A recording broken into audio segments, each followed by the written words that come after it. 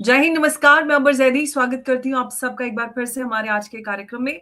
दोस्तों, भारत की military thinking एक नए मोड़ पर आकर खड़ी है।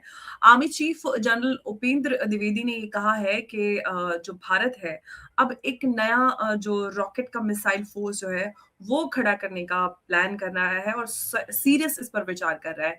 ये अगर हम इस विचार की बात करते हैं और एक यूनिट की बात करते हैं, अगर ये यूनिट होगी तो ये होगा कि इंडिया का जो डीप स्ट्राइक मसल है, जहां रॉकेट्स और मिसाइल एक ही कमांड के अंडर ऑपरेट करेंगे और इसके बाद क्या कुछ बदलाव आएगा, आज के इस एपिसोड में हम इसको समझने की कोशिश करेंगे। आज तक रॉकेट आर्टिलरी में हमने देखा था, मिसाइल अलग थे और अलग अलग वर्टिकल्स में काम करते थे, लेकिन आर्मी चीफ का ये कहना है कि मॉडर्न वॉरफेयर में रॉकेट्स और मिसाइल अब अलग अलग नहीं, इंटरडिपेंडेंट हो चुके हैं। तो चाइना का के पास हमने देखा है कि रॉकेट फोर्स है, पाकिस्तान ने भी अपना जो रॉकेट कमांड है वो बना रखा है। अब सवाल ये है कि क्या भारत भी डिटरेंस के नेक्स्ट लेवल पर जाने वाला है। इसी पर आज की चर्चा और मेरे साथ उमेश जी हैं। उमेश जी, बहुत स्वागत है आपका। जय हिंद, नमस्कार। जय सिया राम अंबर जी। जय सिया राम उमेश जी। उमेश जी, रॉकेट कम मिसाइल फोर्स, क्या ये सिर्फ रिस्ट्रक्चरिंग है या फिर इंडिया की जो वॉर डॉक्ट्रिन है वो पूरी तरह से रीसेट होती हुई हमें यहाँ पे नजर आ रही है? देखिए, कल आर्मी डे के उपलक्ष्य में हमारे army chief general Upendra Dwivedi ने बोला है कि भारत को एक इंटीग्रेटेड रॉकेट और मिसाइल फोर्स होने की जरूरत है, क्योंकि ऑपरेशन सिंदूर अभी खत्म नहीं हुआ है। इट इज ऑन गोइंग, अभी पॉज हुआ है। और जो मिलिट्री बिल्डअप हो रहा है पाकिस्तान की तरफ से, चाइना की तरफ से, तो कभी ना कभी भारत को एक टू फ्रंट वॉर लड़ने की एक आवश्यकता आ सकती है। और ये भी देखिए, India is the only country जिसके पास दोनों जो उसके होस्टाइल नेबर्स है, दोनों के पास न्यूक्लियर वेपन्स है। और दोनों एक तरह से कोऑर्डिनेशन कर कर भारत को नुकसान पहुंचाने की कोशिश कर रहे हैं। और ये ऑपरेशन सिंदूर में भी हमने देखा है कि 81% ऑफ पाकिस्तान की जो डिफेंस वेपनरी है, इट इज फ्रॉम चाइना। तो we were fighting a war against the Chinese weaponry operated by Pakistanis. और ये भी चीज है कि आप ये भी देखिए कि China was providing vital inputs about India troop movements to Pakistani forces. अब एक ऐसी बात हो रही है कि भारत के जो आर्मी चीफ है, उन्होंने बोला है कि हमारे पास जो मिसाइल्स है, जैसे प्रलय, ब्रह्मोस और पिनाक, उनको एक ही सारे ये जितने भी मिसाइल्स और रॉकेट्स हैं, इनको एक ही कमांड स्ट्रक्चर में लाने की जरूरत है। आप ये देखिए, भारत के अंदर अभी जो आर्मी और डिफेंस कमांड स्ट्रक्चर के अंदर बहुत रीऑर्गेनाइजेशन चल रहा है। हमने एक तरह से इंटीग्रेटेड कमांड स्ट्रक्चर बनाया हुआ है, जिसके अंदर we are actually taking all the specialities of army, navy and air force into a single operational command. ऐसा हम बना रहे हैं। देखिए, हमने अभी भैरव और रुद्र बटालियंस भी बनाई हैं। इसमें भी हम एक तरह से एक्सपर्टाइज लेके आ रहे हैं। और इसी तरीके से उन्होंने बोला है कि अभी हमें रॉकेट और मिसाइल्स दोनों को एक ही ट्रेजेक्टरी में लाने की जरूरत है। अब उन्होंने अभी स्टार्टिंग में बोला है कि पिनाक है, प्रलय है, ब्रह्मोस है। तो मेरा ये मानना है कि आगे जाके भारत की जितनी भी मिसाइल्स हो सकती है, जैसे अग्नि होगी, पृथ्वी होगी, नाग होगी, इंटरकॉन्टिनेंटल बैलिस्टिक मिसाइल्स होगी, और जितनी भी बाकी मिसाइल्स, हाइपरसोनिक मिसाइल्स है, उन सबको इस स्ट्रक्चर में लेके आया जाएगा। और जैसे आपने बताया है कि चाइना जो है, ये जो रॉकेट फोर्स है, उसने 2016 में बना ली थी। और राइट नाउ पाकिस्तान को भी असिस्टेंस दे रहा है। और कैसा उसका कमांड स्ट्रक्चर होना चाहिए, China is giving full assistance to Pakistan. और ये एक तरह से इम्पोर्टेंट डेवलपमेंट है, जिससे मेरा मानना है कि भारत की जो सिक्योरिटी है वो स्ट्रेंथन होगी, एफिशिएंसी बढ़ेगी, कोऑर्डिनेशन बढ़ेगा। और जो रेस्पॉन्स टाइम होगा in case of a coordinated attack between China and Pakistan together, हम ये चैलेंजेस को इफेक्टिवली एक तरह से कोऑर्डिनेट करके उनका जवाब दे सकेंगे।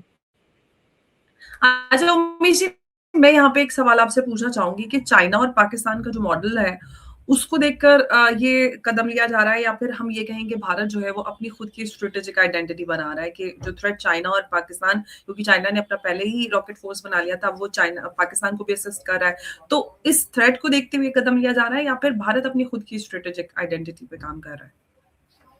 कहीं ना कहीं मुझे लगता है कि ये एक रेस्पॉन्स है टू द चाइनीज, चाइनीज ने ये जो स्ट्रेटेजिक वॉरफेयर कमांड बनाया है, उनका खुद का रॉकेट फोर्स, उसको मद्देनजर रखते हुए भारत ने एक तरह से काउंटर कर रहे हैं।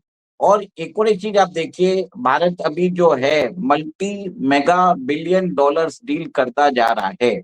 अभी जर्मनी के चांसलर आए थे, जिनके साथ हमने अभी 70,000 करोड़ की सबमरीन डील की। और इसके अंदर जो बताया जाता है, एयर इंडिपेंडेंट प्रोपल्शन सिस्टम रहेगा, जिसके कारण हमारी जो सबमरीन्स है लंबे समय तक एक तरह से समुद्र में रह सकती है और वो अनडिटेक्टेबल रहेगी। और इन केस सेकेंड स्ट्राइक हमको करना पड़ेगा, न्यूक्लियर स्ट्राइक करना पड़ेगा, तो ये सबमरीन्स एक तरह से डिटरेंट होगी, जिसके अंदर चाइना और पाकिस्तान भारत के अगेंस्ट न्यूक्लियर वेपन्स यूज करने की सोचेगा भी नहीं। तो this is the reason Bharat अभी एक तरह से mega multi billion dollar deals भी कर रहा है और ये एक नया कमांड स्ट्रक्चर भी बना रहा है। अंबर जी, ये भी देखिए कि अभी जो मीडिया रिपोर्ट्स आई है और जैसे बता रहे हैं कि 3,25,000 करोड़ के हम 114 मल्टी रोल कॉम्बैट एयरक्राफ्ट जो रफाल है, वो भी हम उसकी भी डील अगले महीने शायद साइन कर सकते हैं। और उसमें ये भी बताया जा रहा है कि 18 जेट जो हैं फ्लाईवे कंडीशन में भारत में आने वाले हैं, और उसके बाद बाकी जितने भी जेट्स हैं वो इंडिया में बनाए जाएंगे। और लास्ट के जो 24 जेट्स है उसमें हमको फ्रांस के जो 5th जनरेशन फाइटर एयरक्राफ्ट के जो वेरिएंट है F5, वो भी मिलेंगे।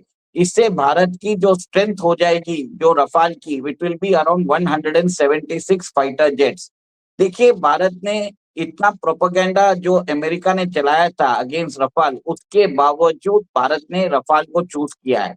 और अब ये भी देखिए कि Bharat is actively considering two by S-500 missile defence system from Russia, क्योंकि जो 4th बैटरी है उसकी डिलीवरी मोस्टली अभी 1-2 महीने में हो जाएगी। और इसके बाद अच्छा रमेश जी, भारत मैं आपसे ये समझना चाहूंगी कि ये जो जो कमांड होगा, ये पूरा जो नई एक फोर्स बनेगी रॉकेट फोर्स, तो ये किसके कंट्रोल में होगी? ये फोर्स डायरेक्ट सीडीएस या फिर एमओडी डायरेक्ट कंट्रोल करेगा, या फिर हम ये कहेंगे आर्मी और एयरफोर्स जो है इसके रोल्स को कैसे बैलेंस और मेंटेन इसका कैसे होगा?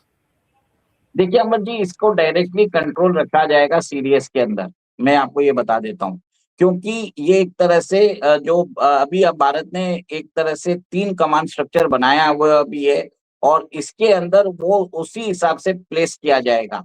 देखिए, ये जो रॉकेट फोर्स इसके लिए बनाया जा रहा है ताकि भारत की फोर्सेस, जो आर्म फोर्सेस है, डिफेंस फोर्सेस है, अगर वो ग्राउंड इन्वेशन करना चाहती है कभी, जैसे हमने ऑपरेशन सिंदूर में भी प्लान कर लिया था, तो उस टाइम पे ये कारगर होने वाली है। हम इस फोर्स के द्वारा जो एनिमी के जो इंस्टॉलेशंस है उसको हम डिस्ट्रॉय कर सकते हैं। जैसे आपने देखा कि जैसे ब्रह्मोस ने नूर खान एयरबेस के अंदर जाके प्रेसिशन स्ट्राइक्स किया, जिससे पाकिस्तान के जो वहां पर जो मिनिएचराइज्ड न्यूक्लियर वेपन्स है उसको वो एक तरह से ध्वस्त हो चुके हैं। ऐसे ही ये जो वेपनरी है, it will be use to destroy the installations, critical installations, weaponry bases, इसके लिए यूज किया जाएगा।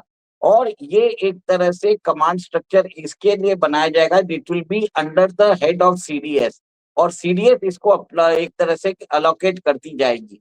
अभी तो भारत ने एक तरह से बहुत, और एक चीज है, ये जो प्रिसिशन स्ट्राइक्स होता है, प्रेसिशन स्ट्राइक से आपने ये भी देखा कि कैसे हमने जो लश्कर और जैश के ठिकानों पर हमला किया, हमने उसी ठिकानों पे हमला किया जहां पर वो आतंकवादी रह रहे थे, जिससे एक तरह से उनके सारे जो मंसूबे हैं फिर गए थे। भारत ने जो फर्स्ट डे 6 मई को जब हमला किया था, उस दिन हमने प्रिसिशन स्ट्राइक्स की थी। और इसी के लिए अब भारत को लग रहा है कि फ्यूचर वॉरफेयर में जो ऑपरेशन सिंदूर 2 एनी टाइम चालू हो सकता है, उसके मद्देनजर हमें अपना एक इंटीग्रेटेड रॉकेट फोर्स बनाने की जरूरत है। अच्छा उमेश जी, रॉकेट और मिसाइल को एक कमांड में लाना सुनने में तो बहुत पावरफुल लगता है, लेकिन जो लॉजिस्टिक, ट्रेनिंग और डिसीजन मेकिंग कितनी फास्ट और कैसे होगी? देखिए, इसके अंदर सेना के तीनों जो अंग है, आर्मी, नेवी, एयरफोर्स, सबके हुँ, जो इम्पोर्टेंट कॉन्स्टिट्यूएंट्स है, उन सबको लिया जाएगा। और हुँ, जिसके कारण आप ये देखेंगे कि information sharing, coordination, decision making सब फास्ट हो जाएगा।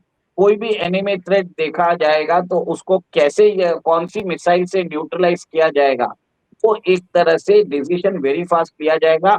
और हुँ, बेसिकली अगर भारत अगर प्लान कर रहा है रॉकेट फोर्स बनाने का, तो पीओजेके पर हमारा इन्वेशन कभी भी हो सकता है, क्योंकि this force is generally being, अगर ये फोर्स का गठन किया जा रहा है, तो कहीं ना कहीं मुझे लगता है कि फ्यूचर इन्वेशन जब होगा पीओजेके का, जब हम लिबरेट करेंगे, भारत के अंदर मिलाएंगे, तब इस फोर्स का बहुत बड़ा योगदान होने वाला है।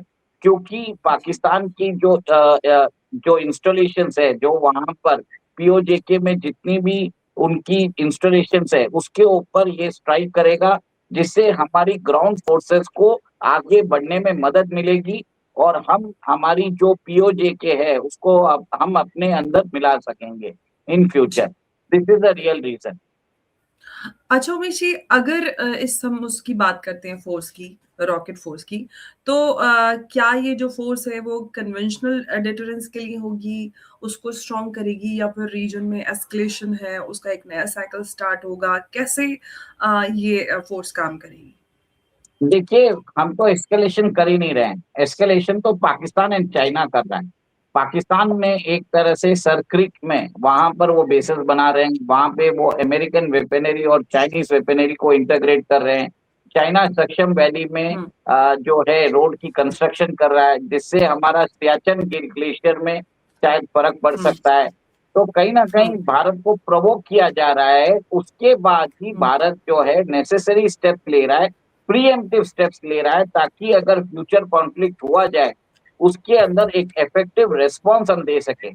मेरा तो ये मानना है कि बोथ ये जो पाकिस्तान और चाइना है, they are working in tandem with each other to provoke Bharat, और एक तरह से भारत पर कोऑर्डिनेटेड स्ट्राइक की तैयारी दोनों ही कर रहे हैं।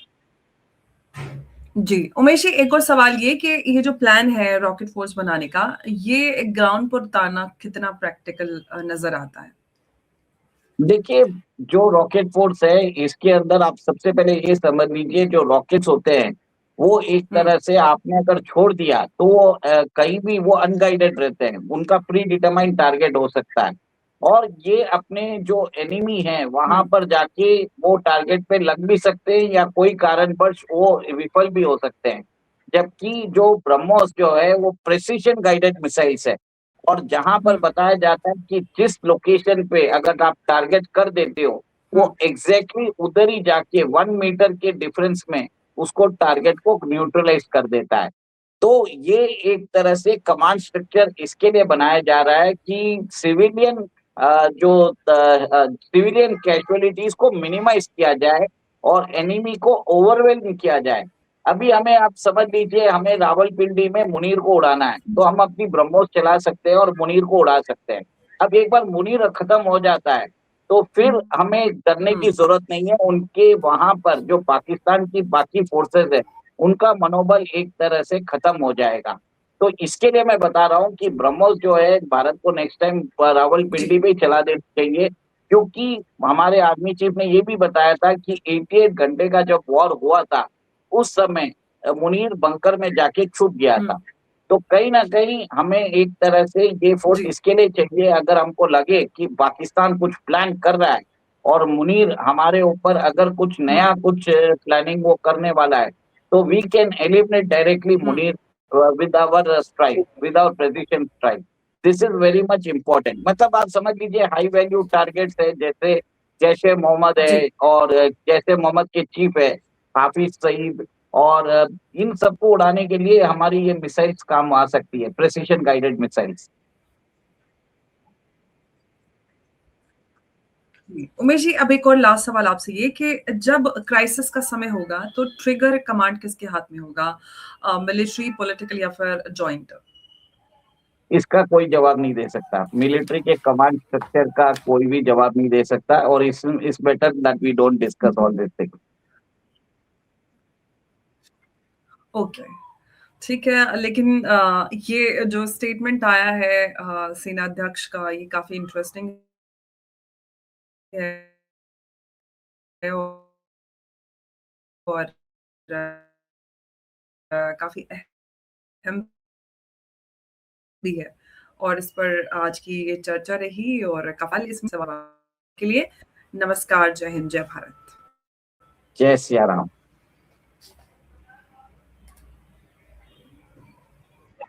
जय श्री राम। उमेश जी, धन्यवाद आपका।